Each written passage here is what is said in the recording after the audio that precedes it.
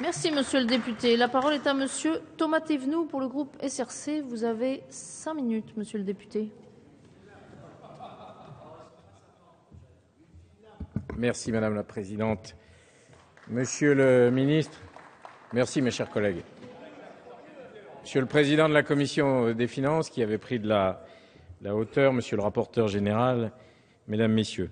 L'impôt, toujours l'impôt, encore l'impôt, on a l'impression qu'on parle que de l'impôt. Mais à quoi sert un budget, mes chers collègues?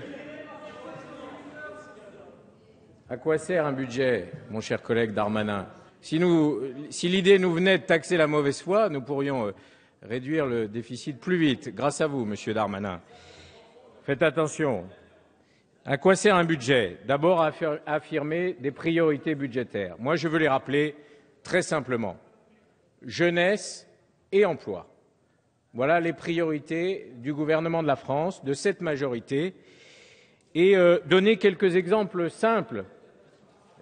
7 000 postes créés dans l'éducation nationale, le rétablissement de la formation des maîtres, des enseignants, 270 000 places d'accueil en petite enfance, en crèche, un fonds d'amorçage pour l'excellente réforme des rythmes scolaires, l'augmentation de l'aide sociale aux étudiants avec 55 000 bourses supplémentaires.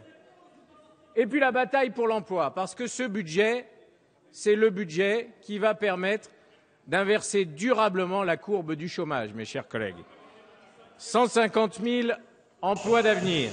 Dans mon département, en Saône-et-Loire, 641 sur 849 ont déjà été créés, la moitié d'ailleurs dans le secteur marchand. Les emplois d'avenir, ça marche, grâce aux collectivités, grâce aux associations, mais aussi grâce aux entreprises. Des moyens supplémentaires également pour Pôle emploi et les contrats de génération. À quoi sert un budget? À encourager la croissance. La petite flamme de la reprise est là. Elle mérite d'être encouragée et la fiscalité ne doit pas être un étouffoir ou un été noir. Je veux donner, pour illustrer mon propos, quelques exemples qui concernent la politique en faveur du logement, parce que c'est un moyen de relancer en effet l'activité dans notre pays, dans nos territoires, dans les territoires ruraux et urbains. La TVA sur le logement social, construction et rénovation de logements sociaux à 5,5%. La TVA rénovation énergétique. La TVA à 10% sur le logement intermédiaire. L'encadrement des loyers. Le crédit d'impôt développement durable. Les tarifs sociaux de l'électricité et du gaz, qui va être un geste direct en faveur du pouvoir d'achat des ménages pour 400 millions d'euros. Voilà des mesures concrètes en faveur de la croissance, en faveur donc aussi de l'emploi. Et puis des mesures concrètes en faveur de la justice sociale, le plan pauvreté, après l'augmentation de l'allocation rentrée scolaire, une augmentation du RSA. Et il faut mettre ça en regard des propositions qu'a fait le président UMP de la commission des finances, M. Carrez, dans son contre-budget, où il propose de supprimer un certain nombre de minima sociaux, où j'ai même vu qu'il proposait de supprimer un certain nombre de crédits à destination du SAMU social. Peut-être ne l'avons-nous pas assez dit.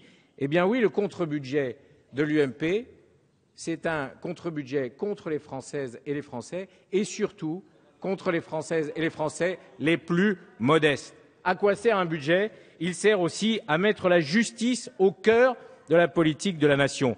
Mettre la justice au cœur de cette politique, c'est d'abord lutter contre le désendettement, contre l'endettement de la France, car la première injustice, c'est de reporter sur les générations futures le poids de nos responsabilités. La dette, c'est un impôt sur la naissance, et ce gouvernement, cette majorité, s'est engagée à désendetter le pays. Il le faut, car un pays, comme une famille, ne peut pas vivre éternellement à crédit. Et puis l'impôt sur le revenu, on en parle beaucoup. La droite a décidé de remettre en cause la progressivité de l'impôt sur le revenu. J'ai même vu que des trentenaires de l'UMP avaient proposé, purement et simplement, j'espère que vous n'en faites pas partie, monsieur Darmanin, de ces trentenaires de l'UMP, j'imagine, mais de ceux qui ont proposé purement et simplement de supprimer l'impôt sur le revenu en France. C'est la dernière proposition de l'UMP. alors que l'impôt sur le revenu a été créé il y a maintenant 100 ans. On fêtera l'an prochain la création, il y a 100 ans, de l'impôt sur le revenu. Nous avons décidé, au contraire, de renforcer la progressivité de l'impôt sur le revenu. Je veux rappeler la création de la nouvelle tranche à 45% l'an dernier pour les revenus au-delà de 150 000 euros. Merci de conclure, mise monsieur le au député. barème de l'impôt sur le revenu des revenus du capital. Alors oui, il faut remettre la justice au cœur de notre système fiscal.